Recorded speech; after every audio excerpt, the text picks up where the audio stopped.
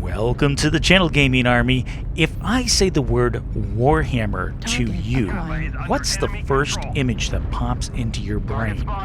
If you're like me, it's probably something like this. But I want to know, what are your conjured iconic visions? Let me know in the comments below. And that begs the question, is the Warhammer's iconic status due to a deserved reputation? Or is it more urban legend? To help answer that question, we've whipped out the Warhammer 6D for both drops today. I have this mech outfitted with 2 ER large lasers and 7 medium lasers, top speed 75.2 kph. Our first drop today finds us playing Conquest mode on Rubalito Aces. We've already made some heavy contact with the enemy mechs. It looks like heavier units are in front of us in the 6th line, but some of their skirmishers are starting to wrap around and come down the Delta line, and that explains the fire that I'm taking on my left side. Something up there with racks is chewing up my left arm. I'm going to back off here a little bit and get a reprieve from those racks. And sure enough, yep, there is a bushwhacker with racks, and he's really focusing me. I've managed to get a couple of good laser burns on him. I don't know which one of us is winning the battle of the trades at this moment, so I'm going to use a little bit of cover here, try to protect that left arm because it is weak. And looking at my mini-map, that's when I see a blood asp coming in. I'm moving to engage, and oh my, there is a spider in front of me. This calls for brutish tactics, and I'm going to hold him against the wall while my teammate wipes his mech off the board. We also managed to get the kill on the blood asp behind us. Those were very important kills because it takes a troublesome light mech off the board as well as an enemy assault. I'm going to push back up out of the low ground and get eyes again towards this Delta line because it appears there are quite a few enemy mechs up on the high ground in the Delta line, including, I think, my friend, the bushwhacker, is still up there. Oh, missiles. Eating missiles. Missiles are real. Outbound missiles. Those are good to see. Don't move, Mr. Novacat. Got to take that down. Oh, I think I scratched some paint on his mech, but that's okay. The UAV is down, and that means my units fighting Echo 5, Delta 5 aren't underneath an enemy UAV.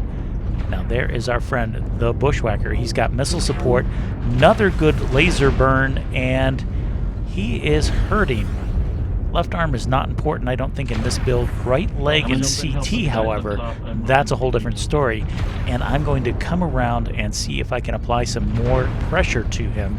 And that's because I have 7 medium lasers currently not doing anything. So let's see if we can introduce our lasers to the bushwhacker. And there he is. Heavy lasers, medium lasers. His racks have spun up, and we get some more laser burns on him. He is hurting. There's something else around the corner for me. I gotta be careful with this one. And there we go.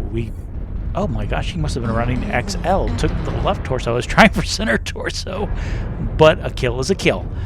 Put up my UAV. I want to see what the landscape looks like before I push around, and there are 3 units right in front of me. Something else towards Delta 5, but I'm counting on my teammates to keep whatever that is under control and out of my left side. I want to focus the cluster mechs here in Delta 6. Now the kills, in my opinion, didn't come fast enough to constitute a full-blown snowball, but at 8-1 it definitely is a rout of the enemy team. I'm focusing on this Stormcrow. Don't quite keep my lasers focused. The burns shifted from center torso to left torso, so I don't get the kill, but our assassin does. Same thing with the Uziel. Managed to do a good bit of back damage to him and open him up for the assassin. The last one is the crab in the low ground. So we finish this drop off with 1 kill, 8 assists, 529 damage done. Moving on to our next drop. This one has us playing Assault Mode on Canyon Network. And I do want to bounce back to something very important from that last drop. For those of you who might have missed it on the end screen, it was something pretty important to help us quantify the Warhammer reputation. And that is, well, twofold. Number one, it dealt a fair amount of damage, but more importantly, This Warhammer ran better than a Timex watch. It took a licking and kept on ticking. If you noticed on the end screen, it tanked 400 damage with the loss of only one large laser by the end of the game. That means it has good survivability. There's also quite a bit of flexibility across the chassis when it comes to weapon loadout selections, and the amount of firepower this mech can carry is quite impressive.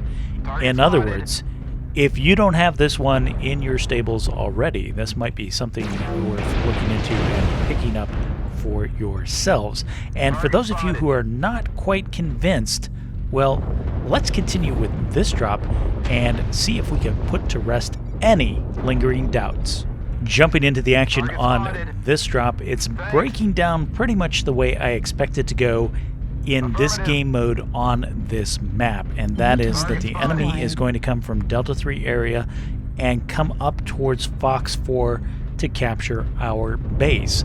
And that's why I've kind of been sitting back on this ridgeline, letting them come to me. In the meantime, I can reach out and touch them with the ER large lasers, and then when they close the distance, I can bring all those medium lasers to bear, and hopefully they've got weak and or open components at that point.